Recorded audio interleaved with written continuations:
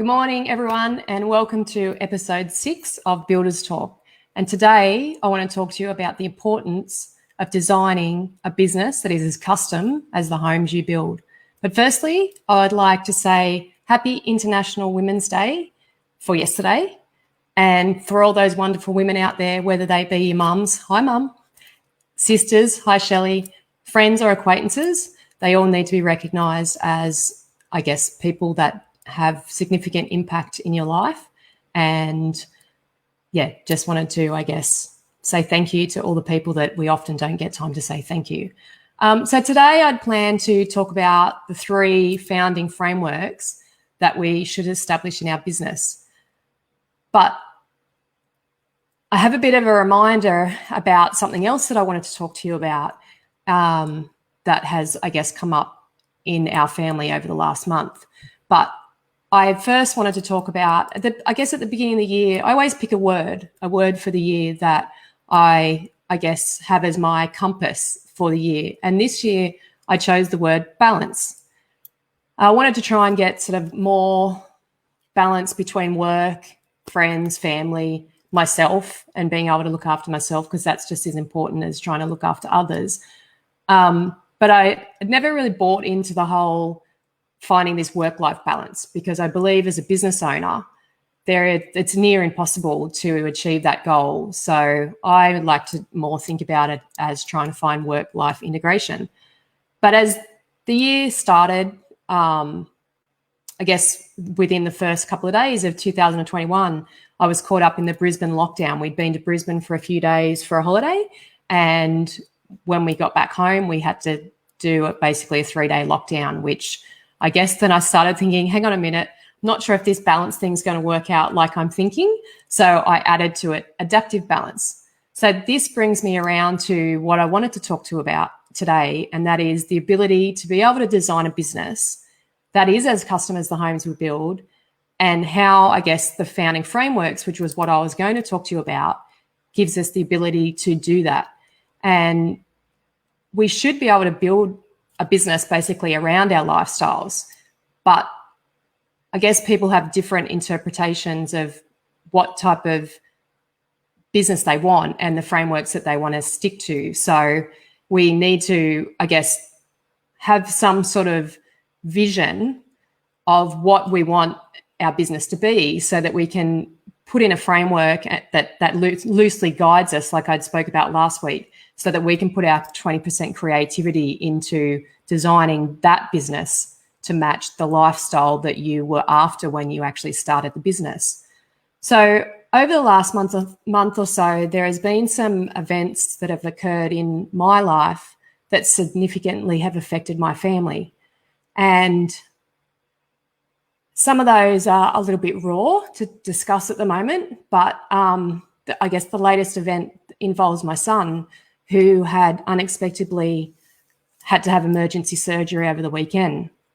And I guess a culmination of these events that have happened this year so far has made me, I guess, assess my ability as a parent and a business owner to be able to be present when we are needed by our families. So I was sitting in the, I guess, hospital yesterday next to my son, just pondering life, basically. So this is why I chose to speak about this today, because it does affect a lot of us. And I know that a lot of us do question, the hours that we work in our business and the time that it takes away from our families. And I guess when we start our businesses, it's a bit of a catch-22, because we're so bogged down in our businesses trying to get work in, trying to do the work. And we don't often have the capital to, I guess, have a little bit of a backing to give us the time to actually intentionally design our businesses to make sure it does work how we, I guess, set out for it to work for us.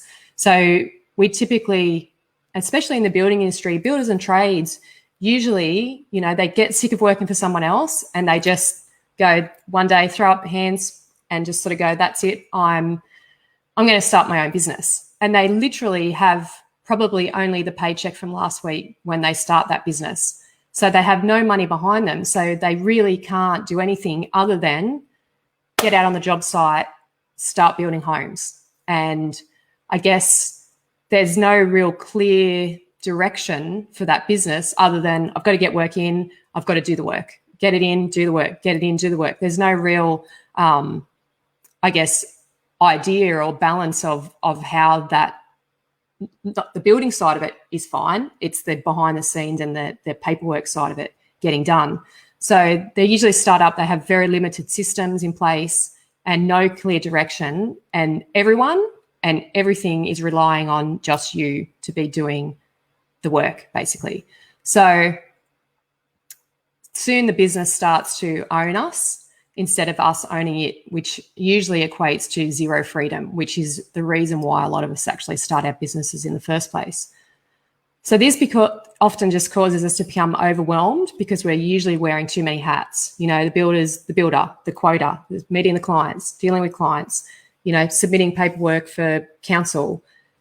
Putting all that project together is a massive, massive job for them. But because they don't really have any strategies or systems, it makes it, I guess it compounds those problems even more than if they maybe step back and set up that business initially. So when, I guess, builders start a business, like they said, they just go out and start the business. But other businesses, say if you open a cafe, you know, they bring capital into that business and it gives them the time to plan out that business opening. You know, they've got to design the restaurant layout. They've got to get all the kitchen equipment. So they sort of, I guess, start that business. We sort of start it back to front. We just go out there and get the money and then try and fix it up later. And that's often too late, and it ends up basically owning us and not giving us the time to go and sit by your son's bedside while he's had surgery. So we sort of just, work longer hours, get more clients, and we imagine that we are going to be rewarded with that money that it brings into us. So initially, the money is just, the goal is to just basically go out and get money and get more of it. But then if you take an actual deeper look into what money does for us, it's really only just a tool for us. It's the feeling that the money gives us that is the actual thing that we're chasing. So, for example, you might be chasing a feeling of being able to provide a good life for your family. You might be wanting to, you know, have a feeling of going on a nice holiday, or have the feeling of giving your kids a better education by putting them through private school. So that money is what gives you the feeling, and that's really, I guess, the vision of what you started your business for, because you not just want the money, you want the feeling that that money gives you. So I guess we need to just step back and sort of, I guess, look at when you first started your business, what were you imagining? And now that we're along that track, we're probably realizing that what we had imagined wasn't really what the reality is. So you need to, I guess, take a step back and take the time to design and have a bit of a vision of where you would like your business to be going. As business owners, we just don't do that, and especially in this industry. So it's just like designing a custom home. It takes more time to get the design right, the specs right, and complete the build. Like I have clients that take 2 years before they actually have the design right to then start that actual business. So we need to then do the same for our actual business. We need to take the time to get things right so that we've planned it out properly so that we can build our business like we build a home. You know, we need to be able to project manage our own business to make sure we are getting the money that we envisage and that we aren't losing money. So we sort of do get stuck in this whole, I guess, the motivation of getting the money so that we can pay the bills, we can pay our employees, we have enough money to live off ourselves, and not really putting all the elements in place. And I guess that growth doesn't necessarily bring us more profit because we're just dragging in more work, or you might be doing bigger contracts, but it's it all comes with more problems. You sort of just think, I'll just grow, I'll grow. But there's two different, I guess, ways that you can look at your business. A lot of people talk about they're wanting to scale their business, and they often mistake scaling as growth. And the difference between the two is that growth is linear, and you basically add more resources to your business, such as people, technology, capital, and your revenue increases as a result of that. So, for example, you say you're turning over 1 million this year, and next year you've got a goal to turn over 2 million. So you think that you're going to make more money, basically. But the expenses will grow, or potentially can grow at the same rate, and often more than, I guess, what you originally imagined, and you potentially end up worse off. So I guess a lot of the advice out there is to get off the tools. If you get off the tools, you can bring in more clients, you can make more money, and your business will grow.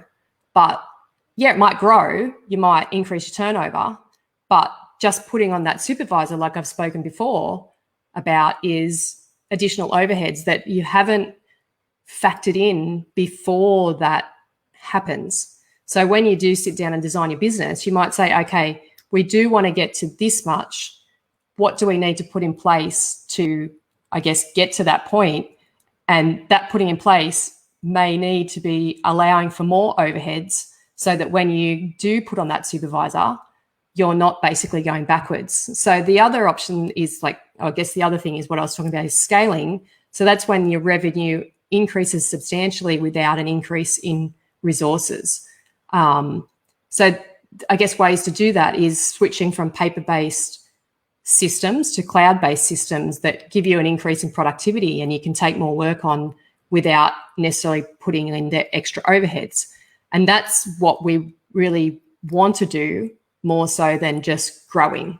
We want to be able to have the scaling effect so that we are actually bringing in more profit rather than just growing expenses at the same time. So you need to take that step back and look at those type of things, so that you have that vision and goal, so that it's not so short-sighted, and I guess things happen along the way that is unexpected. So I have been able to sit by my son's hospital bed without having to worry about what's happening at work, because I have gone through and, I guess, designed the founding frameworks and made a strategic plan for our business, so that if these things come up, I can step away from the office. But it still took me that time, and it's probably taken me 18 months to, I guess, get to the point where there's enough systems in place that I know that the business side of things can run smoothly without me being there. So I mean, we often sort of say we want to get out of the business, but the reality is you're never going to be out of the business. But being able to have those systems and those frameworks set up, it will give you the ability to make a decision, and you have freedom. So you can work in the business if you want to, you can work on the business if you want to, or you can work on another project that you're passionate about, like me on this show and the business that I'm starting up, because I've, I guess, systemized my business and built those frameworks so that I have the ability to be able to step back and do that. So I guess the moral of the story is you don't people don't like this whole fluffy stuff like setting goals, setting visions, because you don't get an immediate return on that investment.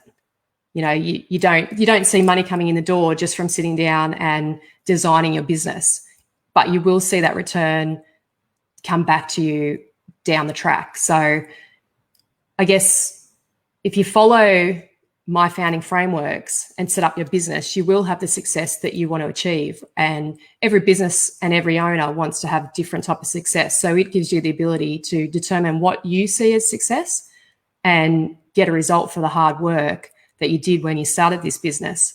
So until next week, keep powering your business, and I will start to discuss the founding frameworks to start building that vision for your business.